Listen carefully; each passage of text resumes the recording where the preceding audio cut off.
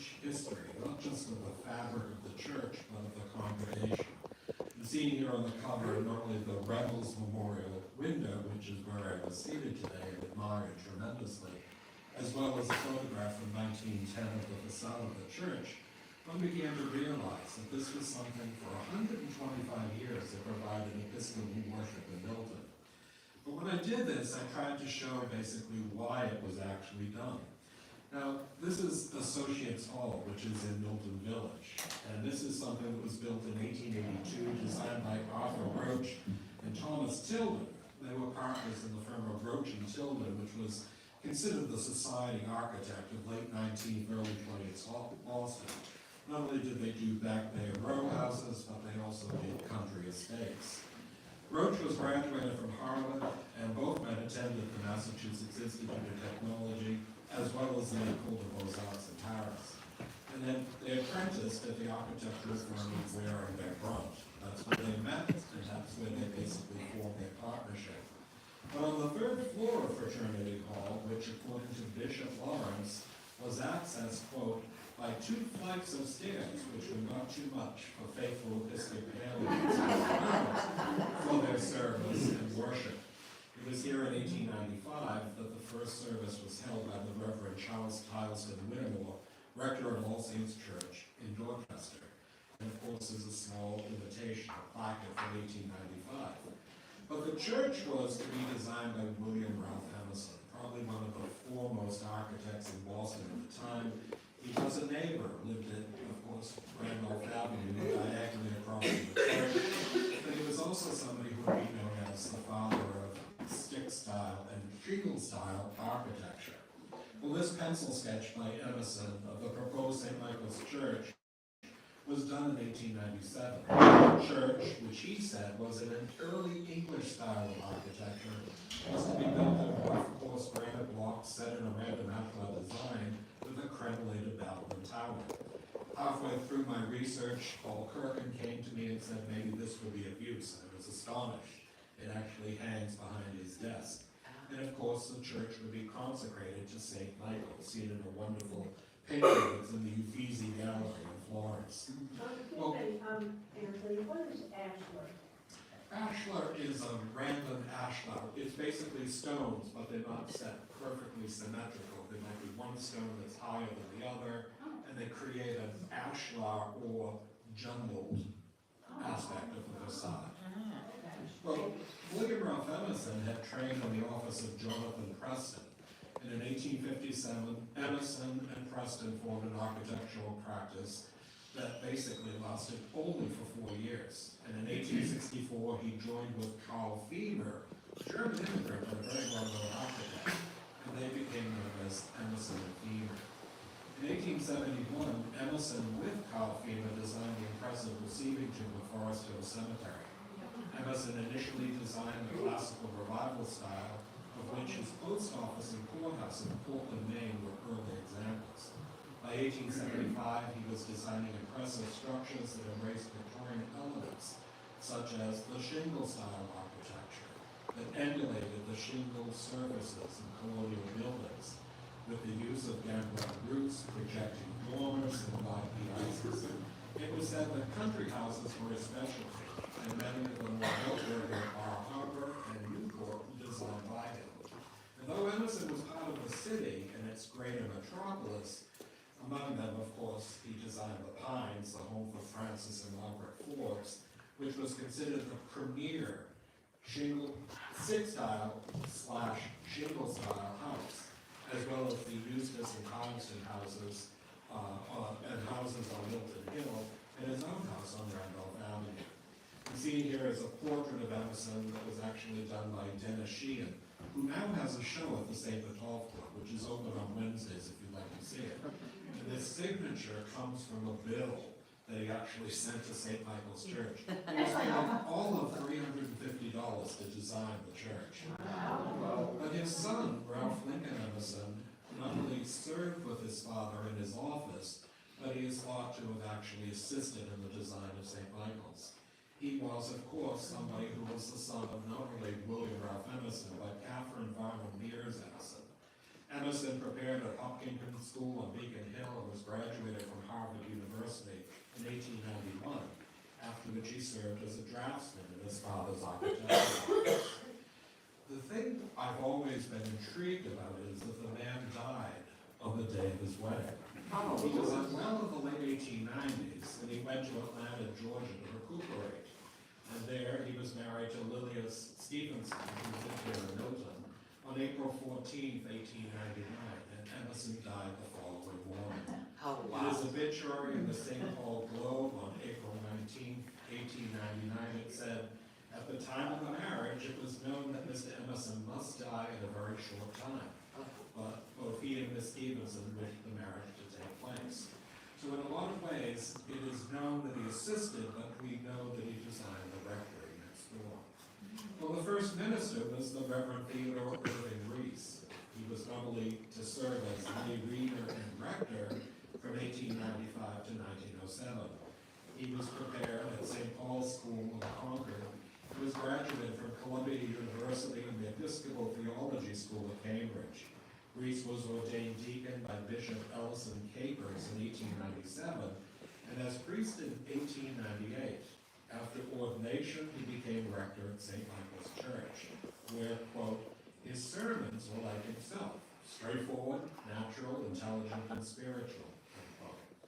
He served on the Milton School Committee and as a trustee of the Milton Public Library. And in 1907, he became rector of Trinity Church in Columbus, Ohio, a post he retained until 1913, after which he was elected co-adjutant Bishop of Southern Ohio, and was consecrated in 1913 as co-adjutant Bishop of Southern Ohio. Well, this is how St. Michael's would appear at the turn of the 20th century.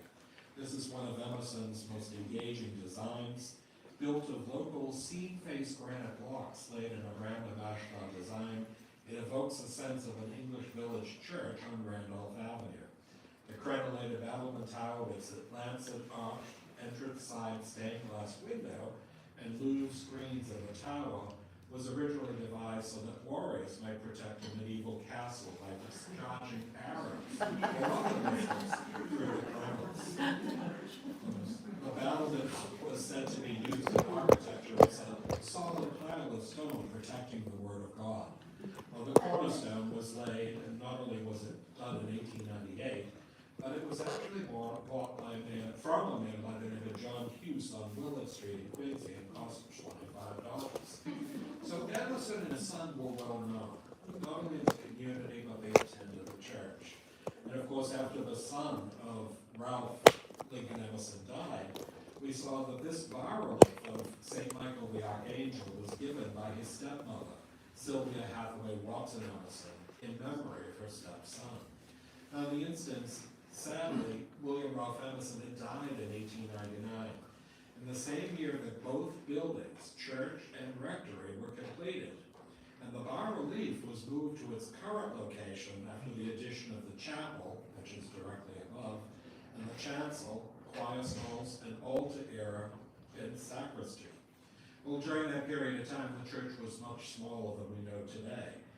But seen here, a piece of granite that was actually brought from Dorchester, Dorset, England. The next village is Milton Abbas. And it was here that we would see that Sir Everett Alexander Hambro, who was the lord of the manor at Milton Abbas, would actually give this to St. Michael's. His family hailed from Denmark, and his father, Carl Joachim Hambro, founded Hambro's Bank in London in 1839. Sir Everett was not only head of Hambro's Bank, but served on the board of directors of the Bank of England from 1879 to 1925.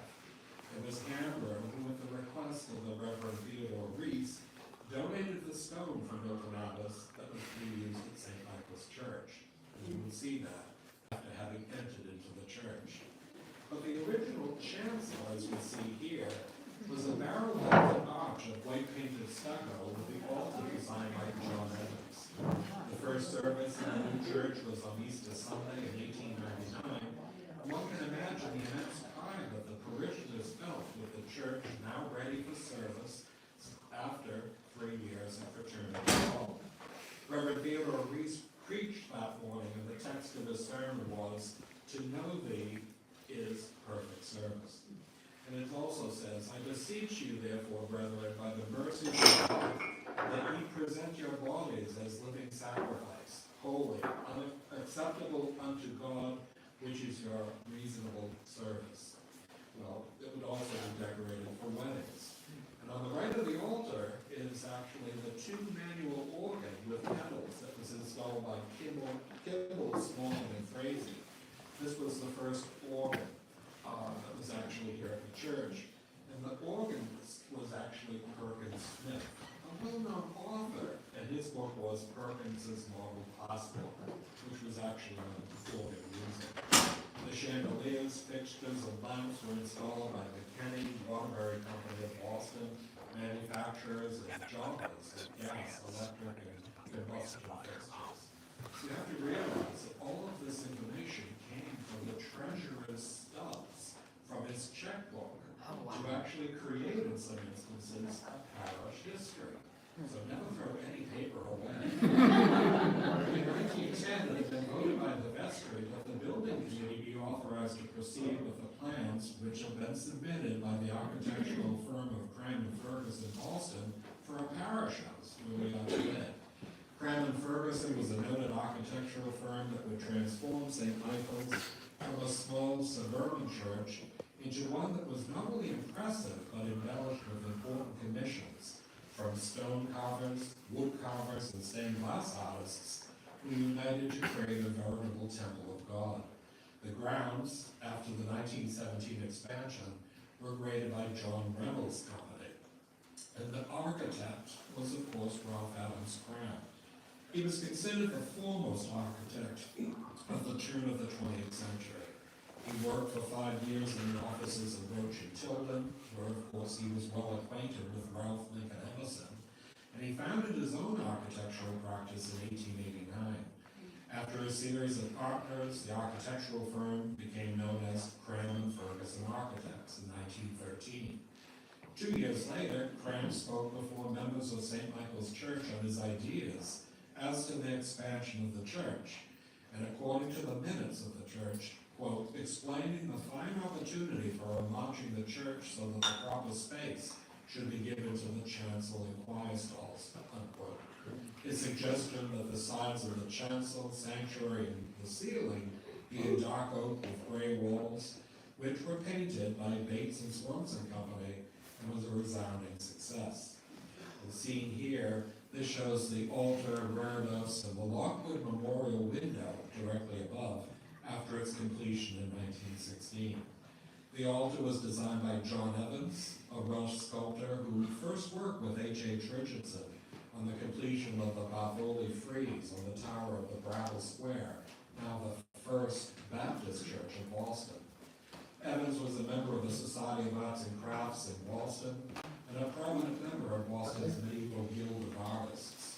He collaborated with Ralph Adams Cram to create an impressive design in the new and enlarged chancel. John Holtz was a native of Germany who carved the pulpit and lectern and noticed the two twisted columns supporting the gilded statues of angels, which hold candles on either side of the altar. The finely carved reredos was by Johannes Kirkmeyer, incredibly important. And the panels were designed by Mary Young Hunter, a well-known painter who often exhibited with the Royal Academy of Arts in London. Her works, Joy in the Laborer, Olivia, and Where Shall Wisdom Be Found, were included in the book Women Painters of the World. She was quite well known, as was Johannes Kirkmeyer.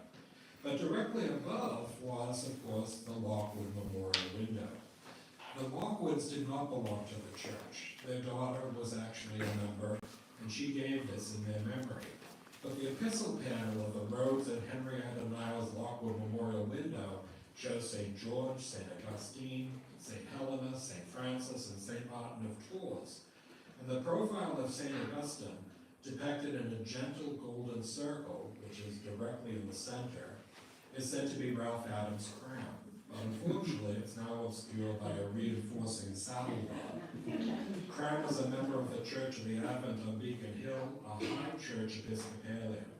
Walter Muir Whitehill, then director of the Athenaeum, said of his likeness in 1964 that, quote, the absence of an enormous pair of horn-rimmed spectacles, which was the most conspicuous part of his face, makes the likeness a little less striking than one would anticipate. Also, the substitution of a mitre for a bowler hat makes a certain amount of difference. Well, this is how it looked. After its completion, Ralph Adams Cram was literally to transform St. Michael's Church. And as I mentioned, it's not just a suburban church, but it became one that was an architectural landmark. As Reverend Edwards said, quote, general style of architecture is a modern, meaning 1917, handling of English perpendicular Gothic. In every detail, the work is completely satisfactory to the whole congregation, unquote. Well, Cram had been appointed architect of the Cathedral of St. John, the Divine in New York. It was so highly regarded that he appeared on the cover of Time magazine on December 13th of 1926. His biography said that Cram was converted to Anglican forces as a young man. He was Unitarian by birth, and was so attached to the medieval way of life that nearly all of his voluminous writings, meaning his book My Life in Architecture and The End of Democracy, were concerned with the visions of its resurgence. And of course, included in this expansion was the Memorial Chapel, which contains the altar from the original church that was moved by Cram and Ferguson and reset by the John Evans Company in 1917. A kneeler in front was given in memory of Martha Lynette Richardson. Miss Richardson not only taught Sunday school classes of the church from 1899 onward, but she had a class of girls who felt that her teaching made a turning point in their lives.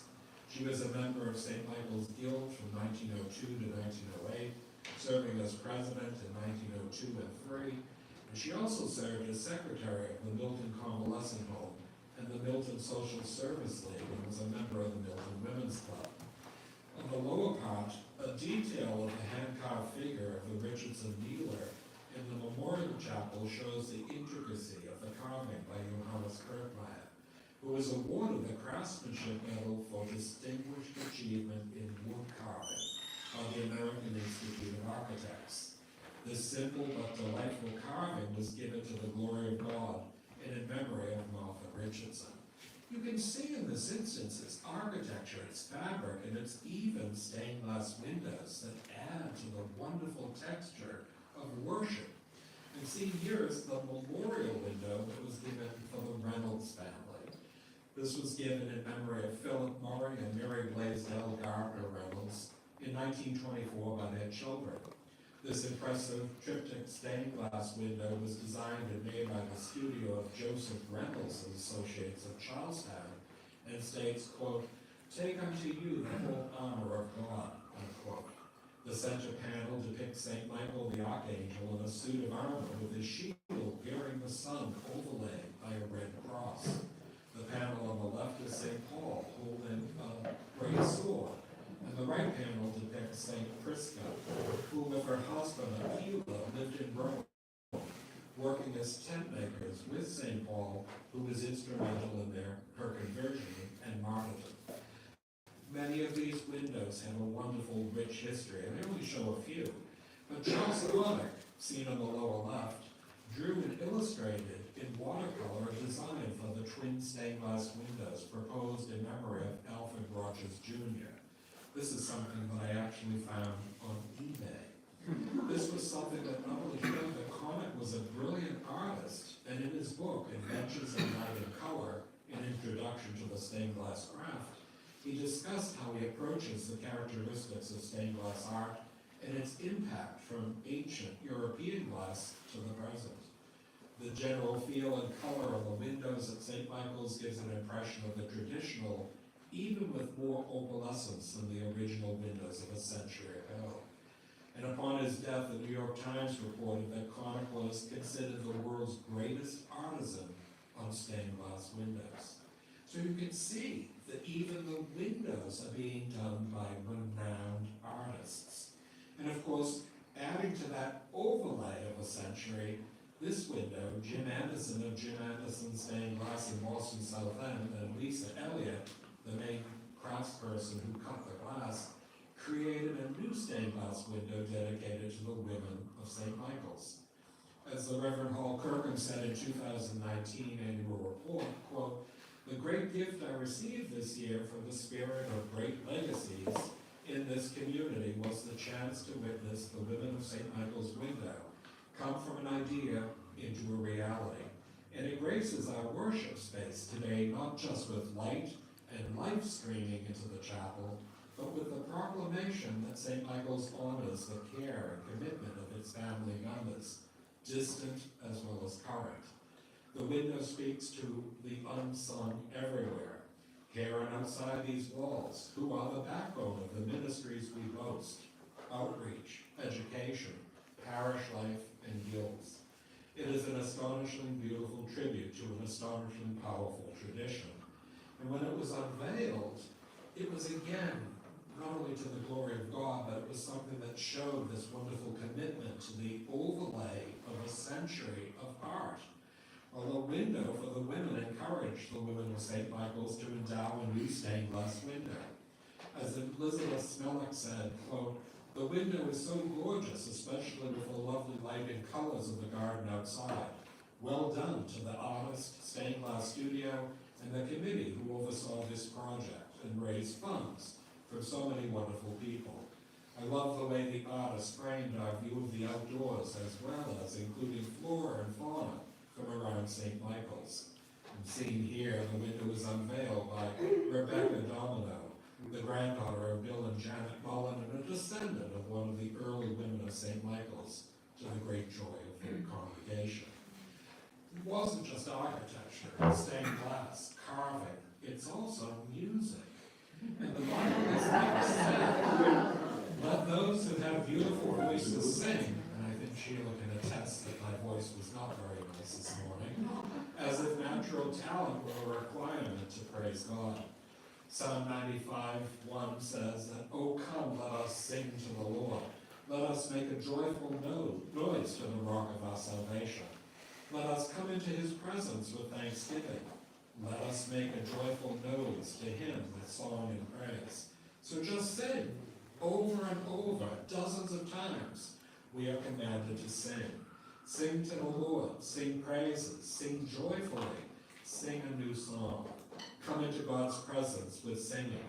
And here, singing, are Mavis Young, Elizabeth Smellick, and Eileen Rush, who sing joyfully as part of the choir of St. Michael's. And of course, the choir is an important part. The music liturgy is something in a lot of ways that is not only wonderful as an accompaniment to the Word of God, but it says, "Let the word of Christ dwell in you richly. Teach and admonish one another in all wisdom. And with your gratitude in your hearts, sing psalms, hymns, and spiritual songs to God." Well, of course, sometimes it's not just the congregation's choir, but even here, Todd Beckham would direct the choir of St. Michael's and an orchestra, and which is seen in front of the palm-decorated altar. He was the St. Michael's choir master and organist from 2001 to 2011, and Beckham was graduated from Youngstown State University as an organ performance major, and from Converse College with a Master of Music in Organ and Harpsichord performance. He also did postgraduate studies in choral conducting and sacred music at Boston University. He had been a harpsichord tutor at Mather House at Harvard, and of course he served as director of the Meridian Singers at the Massachusetts Institute of Technology. Wonderful aspects, but so too wasn't the acquisition of a new bell. Well, a bell was acquired in 2005 with thanks to a very generous benefactor. Funds were donated to acquire the 34-inch diameter, 800-pound bell that was cast by Jones Bell Company of Troy, New York. The bell arrived in Milton on a wood pallet and was being hoisted to the tower, as you can see.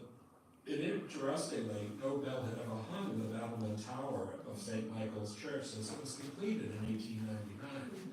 Well, the bell was purchased from Brossemer Bells, operated by Bob Brossemer, and a collector and broker of bells. It's even the photo in front of the church. The workmen will be preparing for the Exodus 28:35 says, "The sound of the bells will be heard when he enters the holy place before the Lord, and when he comes out." But there's also wonderful artwork, and you might know this piece, which is directly to the left of the door. Since its founding, St. Michael's Church has warmly welcomed all who wish to join in worship and fully supports each person's unique and individual spiritual journey. A closely knit community of faith and prayer has empowered the congregation to be the manifestation of Christ's love in the world.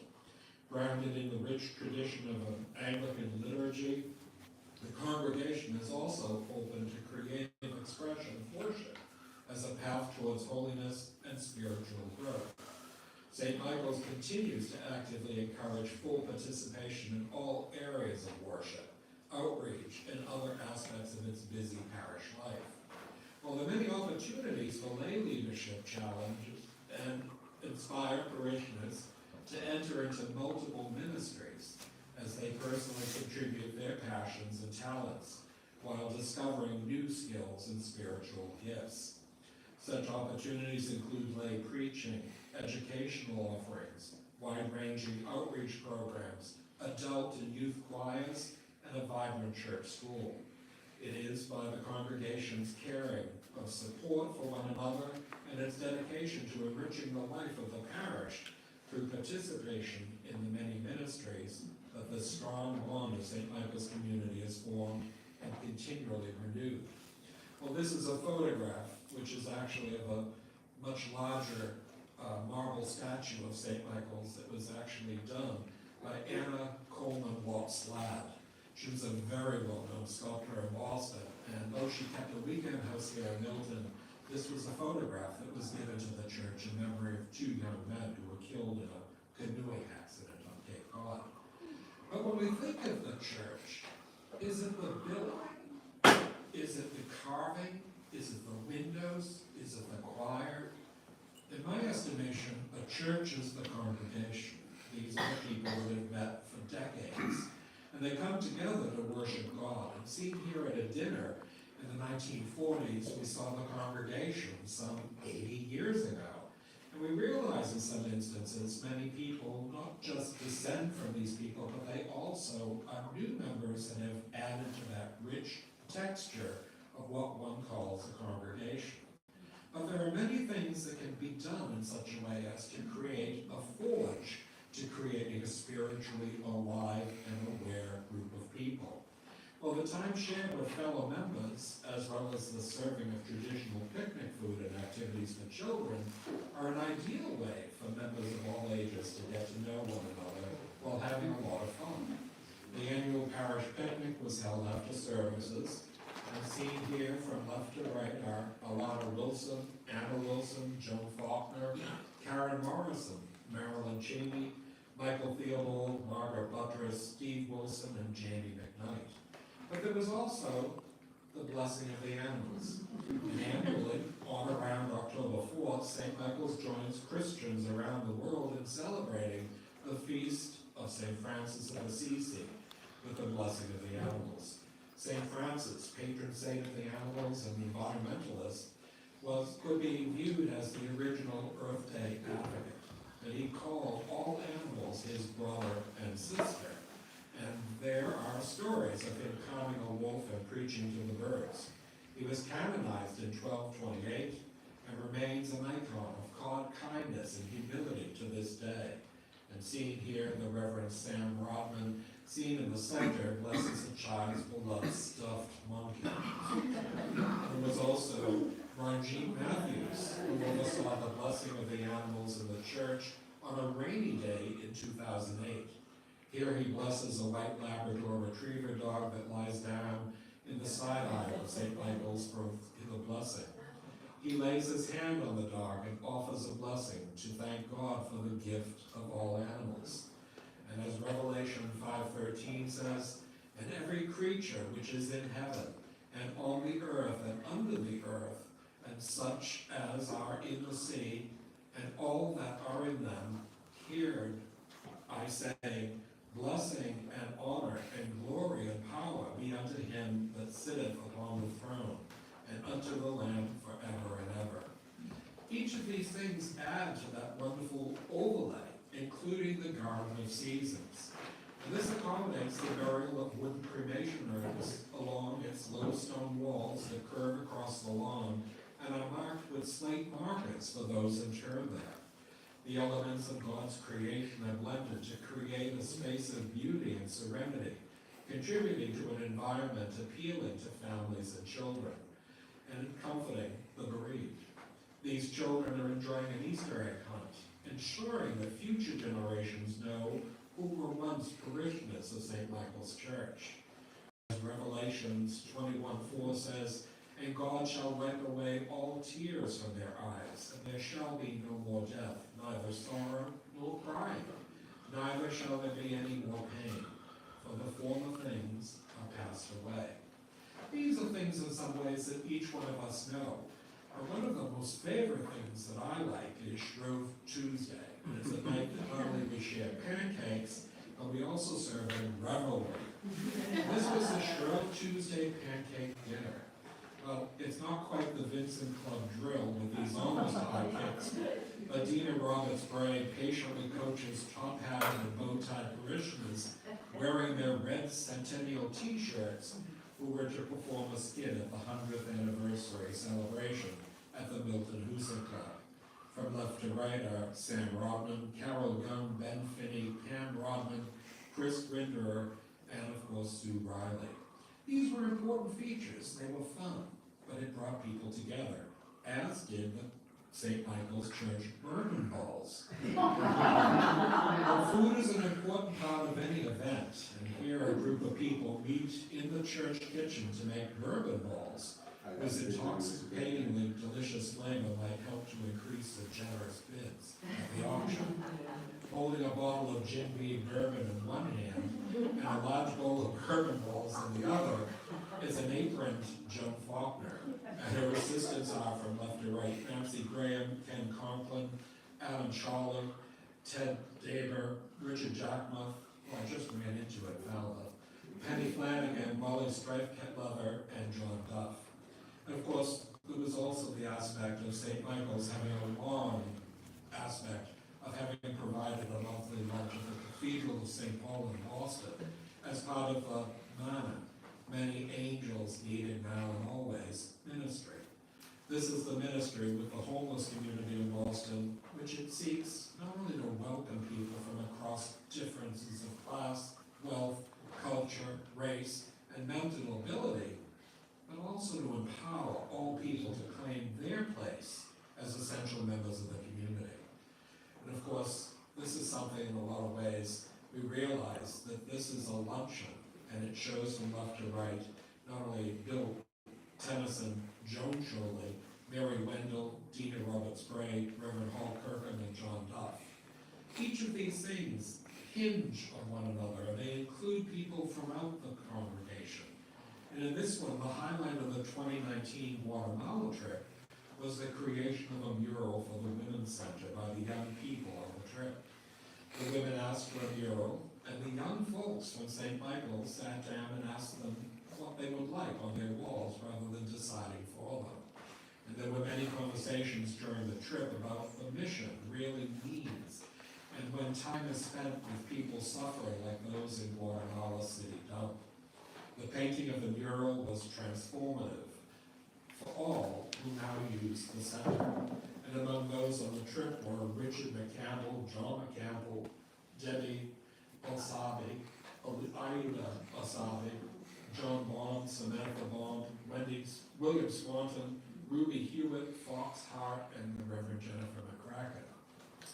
Wasn't just Guatemala, but it even included New Orleans. And after the devastation of Hurricane Katrina, volunteers from St. Michael's helped feed individuals and families, rebuild homes, and rehabilitate community centers in partnership with Trinity Episcopal Church in New Orleans. Sheila Monk said, God called us to New Orleans to help those in need. It transformed us as well. And seen from left to right are the Reverend Sam Rodman, John Duff, Deb Rodman, Heather Putnam, and Diane Ferrari, among others who volunteered their time and energy to travel to New Orleans. And of course, a confirmation class at St. Michael's proudly poses with the Bishop Roy Cedarholm Jr., suffragan Bishop of Massachusetts, and Reverend Jennifer Daly. From left to right are Abigail Files, Cecily Bombold, John McCampbell, Elliot Hiss, Asher Cardoza, John York, and Kenitra Daly. These young people are making a mature public affirmation of their faith and commitment to the responsibilities of their baptism and to receive the laying on hands by the bishop. They have now started their journey in life and are sustained in the teachings of the church and truly represent the future of the church. And I use a poem, which is a small quote that Kay Herzog had written. She said, "I see them old, young, black and white, all gathered on this spot when we are dust. The sun shines on them, the church doors open wide. The Scylla blooms and the blue hills abide. Link hands and look around, above, below. Give thanks for what we own and what we owe." Well, the 125th anniversary is something in some ways that not only did we see people gather in a variety of things, but it was here in a group photograph of the parishioners on the side aspect of one of the wonderful entrances designed by Ralph Adams Cram that we realize, again in a quote from Kay Herzog's poem, "Look back, look on.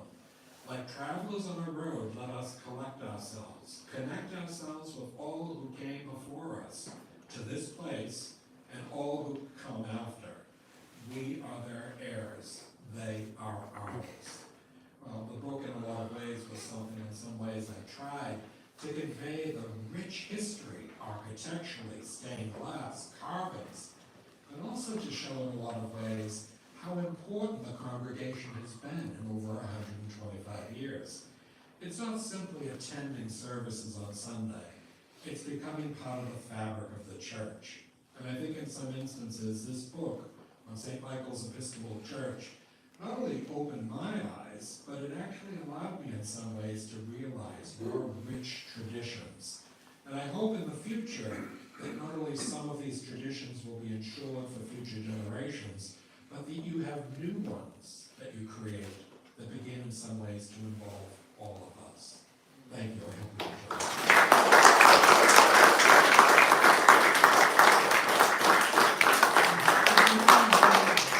Any questions or comments?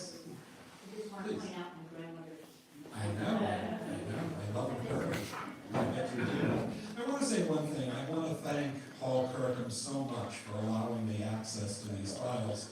There were things such as glass plate negatives. I'm sure many of us have seen them. But I found a place in Rockland that could actually make prints. These are, again, things that I used in the book. They're now in the collection.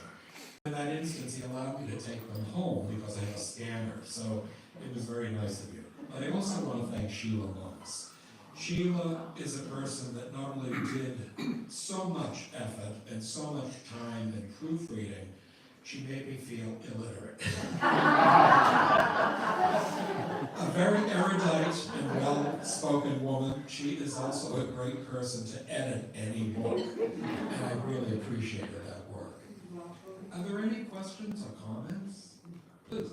You mentioned that, I don't know if it was a print that you found on eBay. Yes. Is that something we could or you did acquire? I did acquire, and it's in the files. Perfect. You know, it's funny, I mean, Rogers is somebody I know. He's buried adjacent to the Roberts Lot Hillview Cemetery. I've always known the name.